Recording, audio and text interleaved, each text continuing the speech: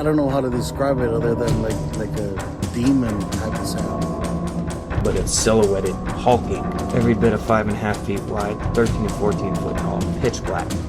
The one thing that ran through my mind when I had this encounter was I don't have a big enough gun. Your host, two-time witness and field researcher for more than 40 years, William Jevning. Welcome to Creek Devil. I was supposed to be watching a cat skinner as he was fire trailing, but it was awful cold, and I walked a mile or so down the trail because he had no need of anyone at that time, and I thought I'd warm up and see the country. Up where he was, it was a cold east wind blowing. A little further down, it was a west wind coming in. It was late fall, the last weekend in deer season, I think, in 1967. It was a mountain trail. They have several of them up there, footpaths and for horses. The elevation was about between 4,000 and 5,000 feet. I came out lower down into the fog before I saw anything, and the fog was freezing on the trees because it was so cold. But if the wind would blow, the fog would break and fall off. That made it kind of noisy. It sounded like walking. I came around the bend. Well, first I noticed some rocks that were turned over. All the other rocks were wet because of the fog, but these rocks were dry. Then I looked up, about 40 or 50 feet, up on the ridge of rock, and I saw these animals there. Looked like human or just about. Large male. The female wasn't so large, and a small baby. Well, not really small. It was moving with them. It was standing up mostly. The two older ones are squatting down and sort of bending as they picked up rocks and smelled them. They were kind of careful. They moved on for a few minutes, and then finally the male found possibly what he was looking for and dug up real fast down into the rocks, which were large boulders, not the rounded type of rocks, but the flat, sharp kind. I could not explain why these rocks were there. There hadn't been a slide or anything. They were on top of the ridge, so they wouldn't have come down from anywhere. They are loose, quite a few holes underneath them, and they are as if they had been broken up. Definitely not the round river type rock, but they, the animals, would pick them up, and after they smelled them, they would lay them down on top of each other. They didn't just lay them back where they had picked them up, they stacked them up in piles, and when the male found what he was looking for, he really made the rocks fly. The big rocks weighed between 50 and 60 or even possibly 100 pounds. He just jerked them out with his hand. He didn't seem to take any precautions for his safety. Later on I looked and there was some rock there that could have fallen on him, but he wasn't concerned. He brought out what appeared to be a grass nest, possibly some stored hay that small rodents had stored there. He dug through that and brought out the rodents. It seems they ate them. The rodents appeared to be in hibernation or asleep or something. There were about 6 or 8 rodents. The small animal, I noticed, only got one, but the others got 2 or 3 apiece. But about that time they became aware of my presence and, well, just became alert. I was alongside of this trail that follows the ridge. I didn't remember getting there, but I was squatting down beside a small tree when I became aware of where I was. As soon as they realized I was there, they suddenly began to move, real quiet behind some low-hanging limbs on the tree there. I didn't see them again after that. I tried to follow their tracks in the direction I thought they would have to go, but I couldn't find any, although there was frost there. But the next day I found 2 tracks, one heel print in the front part of the foot, the toes, but they were in a different direction, the direction from which I had come, and I never did get to connect them up with exactly which direction they had gone or know anything about them. The footprints, I would say, but there wasn't enough of a track to tell.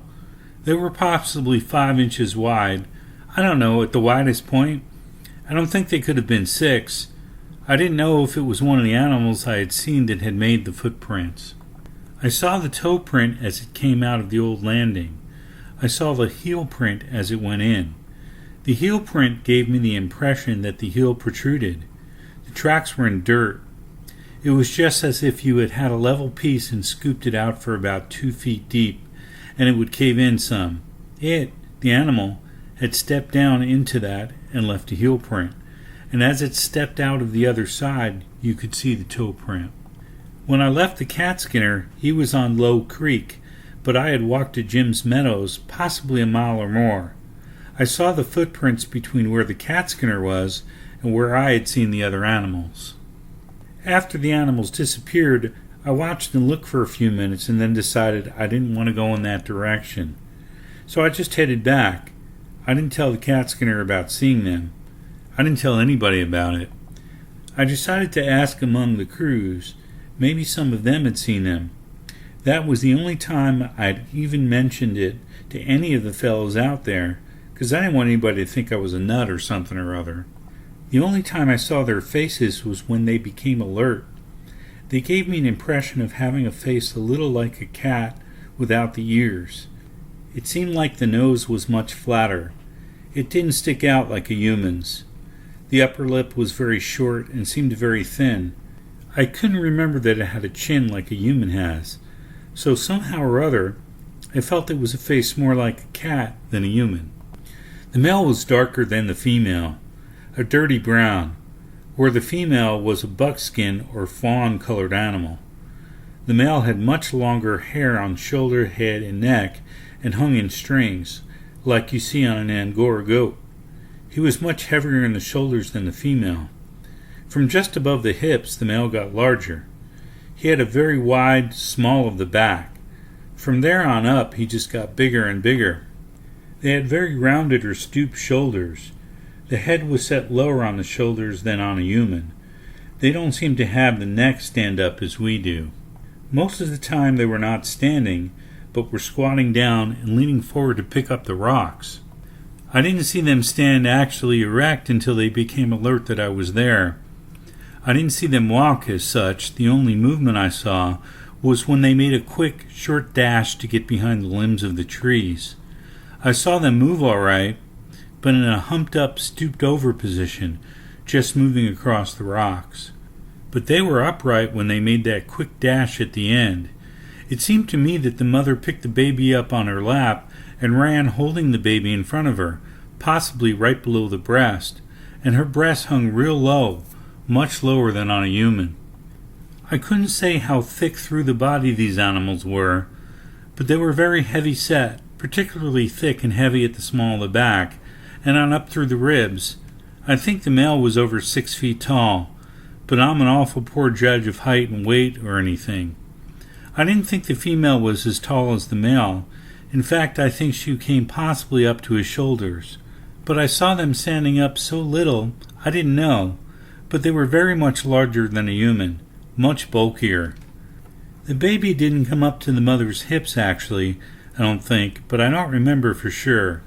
The first time I saw them standing up was as the male stepped out of the hole he dug with the grass, but it was only a very short while until they took off. I didn't see them after that. Question: how did they eat? They ate just by taking it in their hand and eating it, as one of us would eat it if we were eating a banana. They ate it skin, feathers, and all, just bit it in two, and as they would bite part of it, well, then they would just cram the other right on in. The little one, though, he had a little more difficulty because he didn't have quite enough room for all of it, where the older ones, they did. It wasn't like a human would hand the food to the baby. He had to get his. He was scratching through the grass that they had and got it himself, and the female did the same thing. They gave you the impression in that way of not taking care of the baby like people would. I've been wondering now if that group lived together as a family, and I hope to go back and look into it deeper. Question: did you form any impression of the proportions of, say, the legs in relation to the rest of the height? Would they be like a long-legged man or short-legged? I don't know. I couldn't say for sure, but the arms were such that when they squat down, they have to bend forward to pick up anything their arms are not long enough to reach. This one that was digging just seemed to go right on down. I didn't remember seeing him get up, but he was down here. He was just digging and kept going on down, and, well, at that time I couldn't see exactly where he was because I was down and they were up a little bit on the side of this rock, which kind of levels off some. And he went down, and so I couldn't see exactly what he was doing in there. But I did see when he came out. At that time I was a little bit nervous. I'm not sure now. About half of it seemed like it was a bad dream for a while. I just couldn't believe it was really happening. It just couldn't be, but it is. Question: did you notice the hands at all? I noticed that it had hands. I did not notice if it had thumbs. I couldn't tell from the way it worked. It didn't seem to use the thumb, and I didn't see any ears. I didn't see any knees projecting when it squatted. They were in an awkward position because of the rocks, and they couldn't just squat down like we would on the floor. They would be on different levels, and off too far to be comfortable. That was as close as I could explain it. When they went from place to place, they would shift in position, according to the terrain. The male, well actually both of them, seemed to be moving in a certain direction, possibly from tracing the small rodents. I thought possibly it was the scent left by the rodents coming up through the rocks, because it was not a runway that they could have been picking, because they were just picking the rocks up any place. And as they picked it up, they'd turn it over and smell it and then lay it on the stack. They left it very definitely in a pile. They would leave anywhere from 3 to 15 or 20 in one pile. As they would reach back and then 6 to 8 feet farther, they would leave another pile, start laying them in another. With Renee and my daughter Catherine and son Jim, I went with this man last July to the spot where he had seen the 3 creatures. We found the piles of rocks to which he referred, not only at the spot he showed us, but on almost every other area of broken rock we found in 2 hours of scrambling around on the mountain. They were obviously piles manufactured by something or someone. The rock could not have rested that way naturally, and there were dozens of them. The hole he saw the male Sasquatch dig was about 5 feet deep and almost as steep-sided as a well. No bear or anything else without hands could have lifted out the rocks. A man could undoubtedly figure out a way to do it if he had any reason to take the trouble, but in this case the story had only come out as the result of an inquiry from someone else who had seen footprints in the snow in January of this year, and there was no reason to expect that anyone would be coming to look over this site. This is the end of the 4th and last story. Thanks for listening to this episode of Creek Devil. If you or anyone you know has had an encounter with these creatures, please contact us at williamjevning@yahoo.com. That's William, Jevning, @yahoo.com. All communication is confidential. Join us for another program next week. And until then, keep your eyes open out there.